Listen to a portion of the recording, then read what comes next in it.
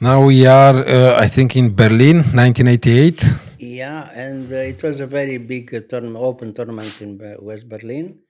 And it was a decisive game against a young player from Germany who tried to have an even game after the opening. I mean, he played very quietly the opening without trying too much. I mean, he was happy probably to have an even game.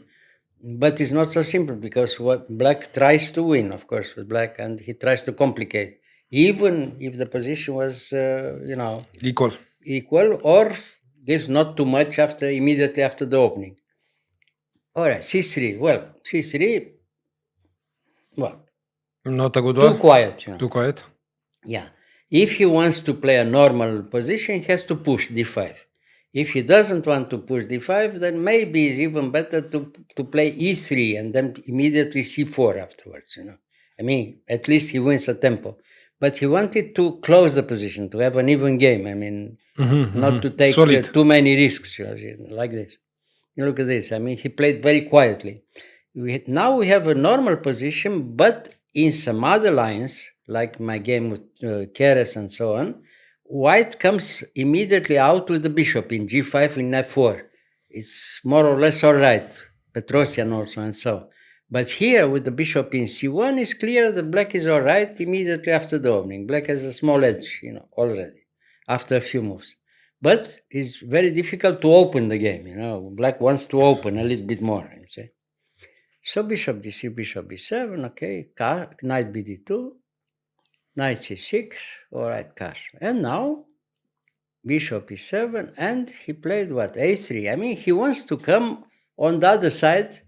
If he arrives to b4 and bishop b2, that was his idea. I mean, the game is almost closed, and white doesn't take too many risks, and is more or less all right. So what to do now with black to complicate the thing? I mean, to provoke a little bit. This move is very important because it gives white the challenge, the possibility to accept a complicated game. And this move is knight d5. Now d5 doesn't allow the possibility to play immediately before. And now white has to take a decision what to do. If he plays e4, knight f4, very complicated game, black is all right. I mean, no chance at all for my opponent, and black has a good game. If he plays c4, again the game is open, and we have our game. You see. So now he has to do something, play c4, but at least now the game is open. So now knight back. All right. Now back, he played, what did he play? b3, of course, he continues. Now black takes in d4, takes in e4, and d5. Okay. Normal position, good for black, but at least the game is open. It's not closed anymore. And here he played bishop b2. And I played castle and rook e1. And now I took immediately in c4, I think, no? Yes. It wasn't necessary. It was better to play first rook c8 or rook e8. But I wanted to open as much as possible, so therefore I took immediately in c4. Now, if he wants something, he has to accept the idea to take back only with the pawn. But now it's very clear. The game is very unbalanced, and we can play. This is the main problem. See, black has the possibility to play. Okay, White also. we but play. Yeah, Yes. white also, but he didn't want to play too much. That was the idea. He wanted to close. Now g6. We come back to the main line of this opening. This is the very good line for black. You put the rook in e8. This is the idea. Rook e8, bishop f8, and bishop g7 in some lines. And this is all right. Black is very good defense on the king side. And you can play against the weak pawns from d4 and c4. Very clear.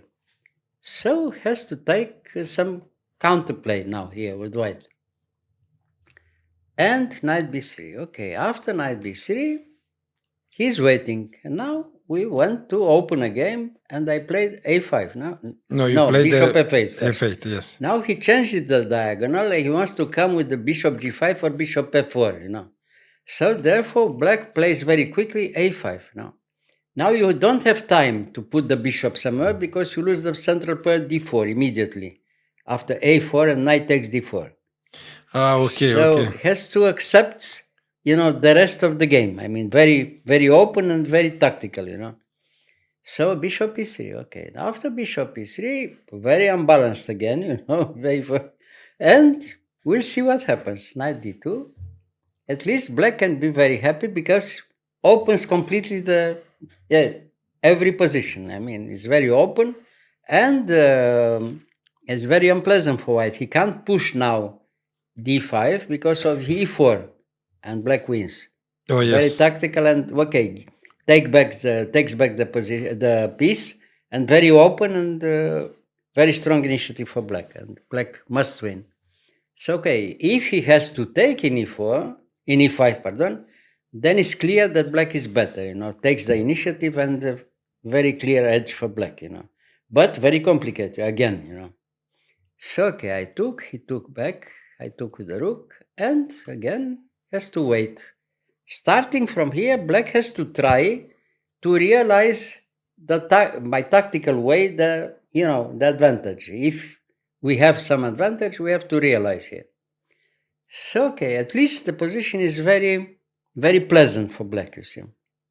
So I played knight e4. Maybe it was even better to play knight g4 instead of knight e4, because if he took in g4, we could take in d3 and very open than two bishops, clearly better for black.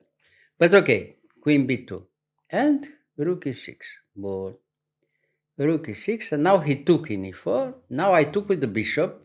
That gives a pawn for initiative, the pawn from b6 later on, you see.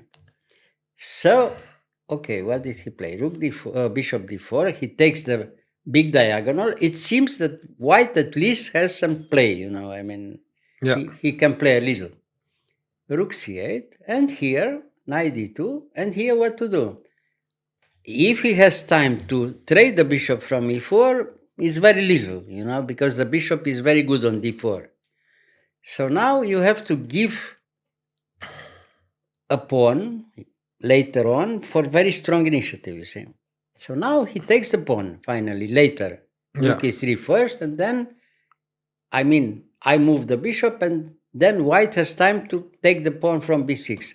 But the pawn is not important now, because bishop back to c6, and now we have two bishops and very strong initiative. If we can take back the pawn, the attack is decisive for black, very strong. We'll see that in our game later on, So he prepares again the control of the big diagonal, but it's too late, So rook d8. Now you see, we have control on the d file, we have control on e file, we have a fantastic diagonal of the bishop from c6. Well, everything is prepared for the last part of the game, you see. At least the game is completely unbalanced here, and white is in bigger time trouble than myself, that's it's enough. Even so, you were a pawn down. It doesn't matter, the pawn is not important. We'll see. f3, he tries to close, as much as possible. But now, again, what to do? He opens completely the game. Now he has to move the knight, and he loses the pawn from c4. And that is already too much, Queen 10. Now, the advantage is decisive. Black controls everything here, Controls every square on the central squares, the queen side, and on the king side, the black pieces are coming in a few moves, and in big tribal is, much too much. So bishop f6, it seems the only way, but now after rook e8, the rook comes to e2, Okay. And here what to do, the rest of the game is clear. Rook b1, at least he wants to attack, maybe to do something with queen b8. It's very little here. So queen d3, big time trouble. After queen d3, gives you the move, queen b4. And after queen b4, bishop f8, that prepares the last idea with the rook with tempo in e2. We'll see. So closes the file. And here we have time to attack the bishop. Now you have to do something, because now we are threatening bishop takes f3 and bishop e4. Everything with tempo, So What did he But play why here? bishop e4? What? Why? We attack the queen and we attack Yes. the bishop, the rook from b1, decisive. Yes. But of course, we can take simply in f3, also decisive. Yeah. So bishop d4, and what is he? Bishop d5. Of course, we could take in f3 or bishop e4, I told you. But that is even better because the other ones are a little bit too little for black. Black wants more here in a few moves. So what is here? Queen b2, and now with tempo, rook e2, you see. Now it's finished. Because queen i1, and now decisive, rook g2, the last blow, mate, You have to take queen f3 check and mate. Oh, okay. Everything with tempo, you see. Two bishops, the queen very active, the rook very active, decisive attack, in a few moves, you see. So it was a catastrophe because white wanted to have a very close game, and finally, look at what happened in our game at the end. You see. Yes, it was. Yes. But how is mate here? Queen g2, mate. Queen g2. Yes. Sorry, I was looking at h1 here. Yeah. Yeah, it wasn't beautiful, no? Very beautiful. Yes. Okay. Thank you, Mr. Tactical blows all the time, because it was a very, very strong initiative without any counterplay for white, you see. Because had to move, to wait and see, to have a small counterplay, but black has a very, very strong initiative, and everything is very logical, if you look at the game. The pieces were very well coordinated. Yeah, very well, of course. Okay. Yeah. Thank you. Lesson, tactical lesson. Yeah. Thank you.